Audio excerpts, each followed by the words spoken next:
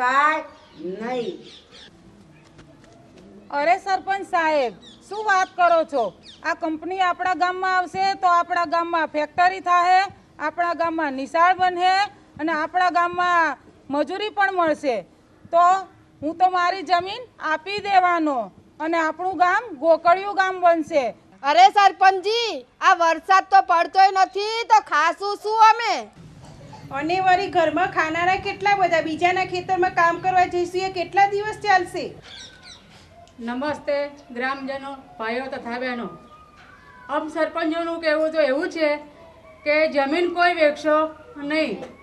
અમારી મંજૂરી તો એવી જ છે કે કોઈ જમીન વેચશો નહીં. ગામમાં મોટામાં મોટી બધી બહેનોને ભાઈઓને આટલામાં કેટલાય જણની જમીન ગીરવે મૂકેલી હશે ને? હા, તમારી તો તમે ધ્યાન રાખો, તમારી જમીન કંઈક વેચાઈ ના ગઈ હોય એ તમને કોઈ ખ્યાલ હશે નહીં. અત્યારે આવા ઘણા બનાવો બને છે. એટલે આમ સરપંચોનું તો એવું છે કે કોઈ પણ જમીન વેચશો નહીં.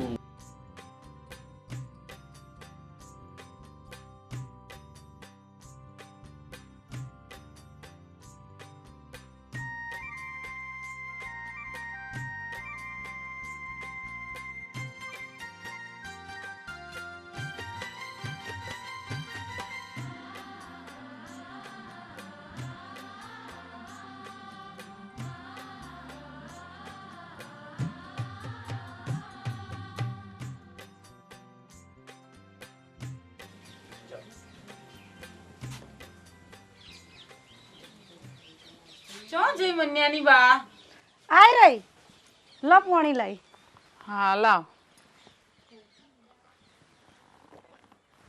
મન્યાની બા, હું આપણી જમીન વેચીને આવ્યો, એના 25 લાખ રૂપિયા લઈને આવ્યો. હા, એવું કહો છો? તમે આપણી જમીન વેચી મારી અને એ વળી 25 લાખમાં? હા મન્યાની બા. ઓ બાપા રે, શું વાત કરો છો બાપુ? જમીન વેચીને આયા તો ચારે ભાઈઓને સરખા ભાગે વેચી આપો, તે સૌનું કરે.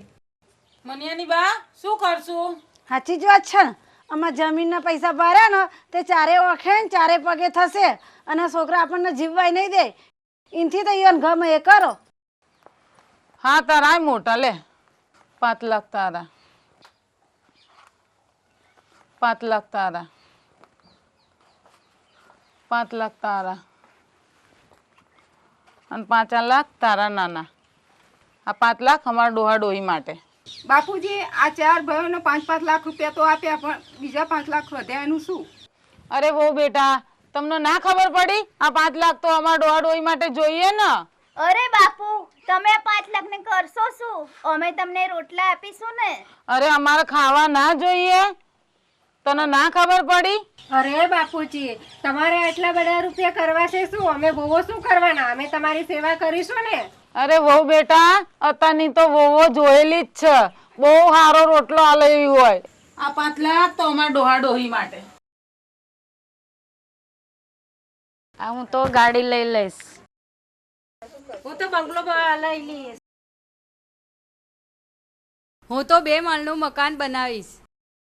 હું તો ગાડી લઈ લઈશ.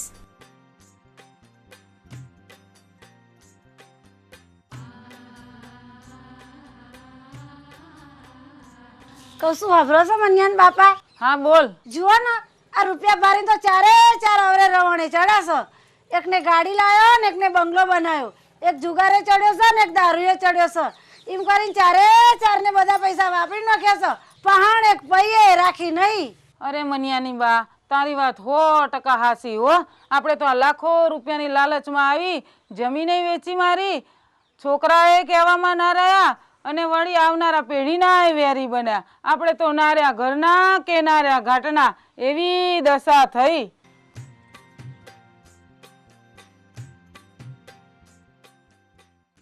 લીલી છમ ધરતી મને લાગે રે મનગમતી, લીલા એના ખેતરો ને લીલી એની વાડી, કેરી કેરી છાયાથી શોભે જંગલ ઝાડી, ઈશ્વરીની આરતી ને લીલી છમ વાળી.